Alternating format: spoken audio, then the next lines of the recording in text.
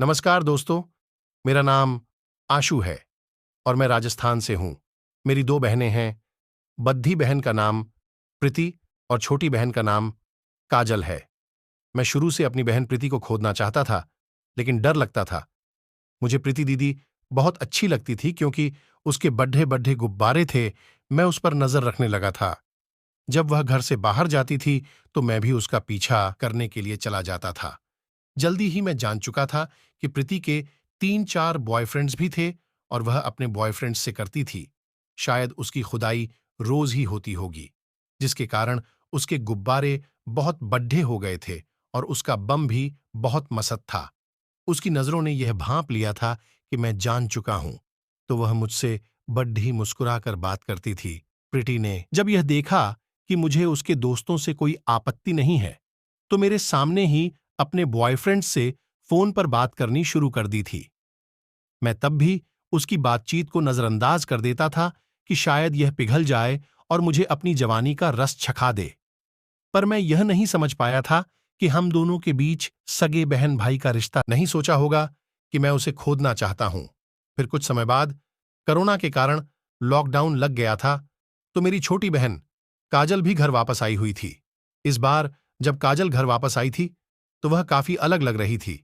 शायद जलेबी शीरा पी गई थी। उसके गुब्बारे का आकार भी बढ़ गया था। उसे देखकर जो विचार मेरे मन में प्रीति को खोदने को लेकर आते थे, वही विचार अब काजल को देखकर आने लगे थे। हमारे घर की छत पर 2 कमरे बने थे। एक में मैं रहता था और दूसरा कमरा काजल का था, जबकि प्रीति नीचे वाले कमरे में अपना डेरा जमाई हुई थी।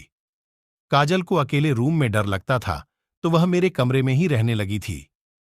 मैंने उसे मना भी नहीं किया, क्योंकि मुझे उसके साथ भी सब करना था और इससे अच्छा मौका मुझे और कहाँ मिलता। फिर कुछ दिनों बाद एक रात को हम दोनों सो गए थे।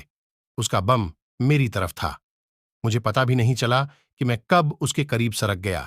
रात में किसी मसत सपने को देखने से मेरा औजार खद्दिद्धा था और वह उसके बम के नीचे दोनों टांगों के बीच में चला गया था। कुछ सपना भी उसी तरह का था कि मैं किसी के साथ खुदाई कर रहा हूं, तो उसी समय मेरा हाथ उसके गुब्बारों पर चला गया। अचानक से मेरी नींद खुल गई। तब मैंने देखा कि मेरा औजार काजल की बम में लगा है और हाथ उसके मम्मों पर है। वह स्थिति कुछ इस तरह की थी कि आमतौर पर कोई भी लड़की ऐसी स्थिति में जागकर लड़के को डांट सकती थी, लेकिन उसने कोई प्रतिरोध नहीं किया। मुझे लगा कि काजल गहरी नींद में सो रही है। मैं धीरे धीरे पीछे करने लगा। उस समय काजल ने लेगी और टी शर्ट पहनी हुई थी। मेरा औजार उसकी दोनों टांगों के बीच में था। मैं धक्के देता हुआ औजार रगद एच रहा था।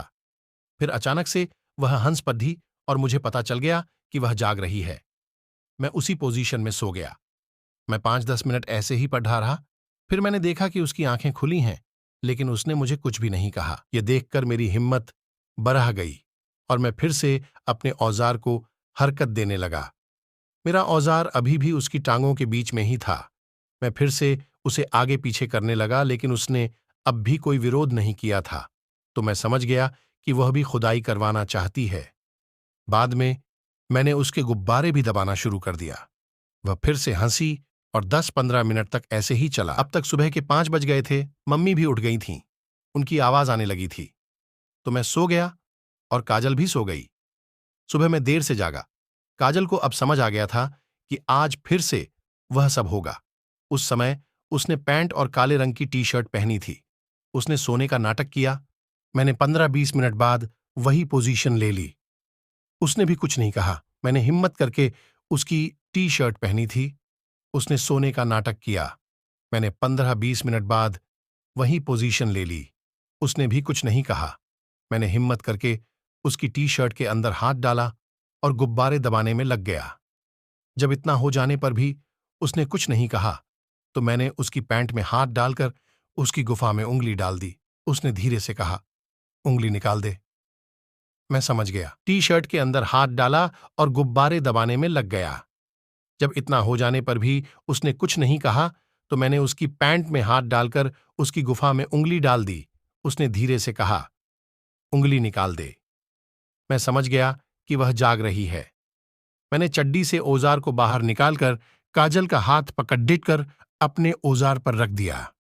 उसी के साथ मैंने अपना हाथ उसकी टी शर्ट में डालकर गुब्बारे दबाने लगा। पहले तो उसने मेरे औजार को छोड़ दे दिया, पर मैंने दोबारा से उसके हाथ को अपने औजार पर रखा तो इस बार उसने औजार को सहलाना चालू कर दिया था। कुछ देर बाद मैंने देखा कि काजल मेरे औजार को अपने हाथ से जोर जोर से हिला रही थी। मैंने उसके गुब्बारे दबाने बंद कर दिए, लेकिन वह अभी भी मेरा औजार आगे पीछे कर रही थी। मैंने उससे उसकी पैंट निकालने के लिए कहा तो उसने पैंट का बटन और चैन खोल दी। मैंने अपने हाथ से उसकी पैंट नीचे खिसकाकर निकाल दी। अब वह भी चड्डी और टी शर्ट में थी। उसने अपनी चड्डी को नीचे करके मेरा औजार पकड़ डांचकर अपनी बम पर सैट कर दिया। मैंने भी तत्काल एक धक्का दे दिया, जिससे मेरा आधा औजार अंदर घुस गया। उसकी हल्की सी आह की आवाज आई और औजार बम में घुस गया। मैं यह देखकर चकित था कि इसने तो शायद प्रीति को भी खुदाई में पीछे छोड़ दिया है। यह सोचते हुए ही मैंने फिर से एक और धक्का लगा दिया। मेरा पूरा औजार उसकी बम में चला गया। वह फिर से आह करके औजार झेल गई। अब मैंने धीरे धीरे धक्के देना शुरू किया, लेकिन उस पर कुछ असर नहीं पड़ रहा था। मैं समझ गया कि इसने पहले भी कई बार अपनी बम मरवाई है। अब मैंने उसे अपने नीचे ले लिया और पूरी रफ्तार से उसकी बम मारनी शुरू कर दी। मेरे दोनों हाथों में उसके दोनों गुब्बारे जकदे हुए थे और तेज रफ्तार से औजार के झटके लगने से उसकी चीख निकलने लगी थी। कुछ देर बाद वह घुड्डी बन गई, लेकिन इस बार मैंने उसकी गुफा मारने को कहा।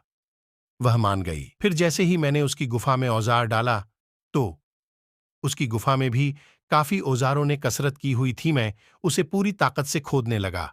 वह फिर से चीख पड़ी, लेकिन मैं रुका नहीं, उसे उसी रफ्तार में खोदता रहा। खुदाई के बाद मैंने उससे कहा, कितनी डीली गुफा करवा ली यार। वह हंसकर बोली, साले एक तो गुफा खोदने दी और का गुफा का सम्मान नहीं कर रहा।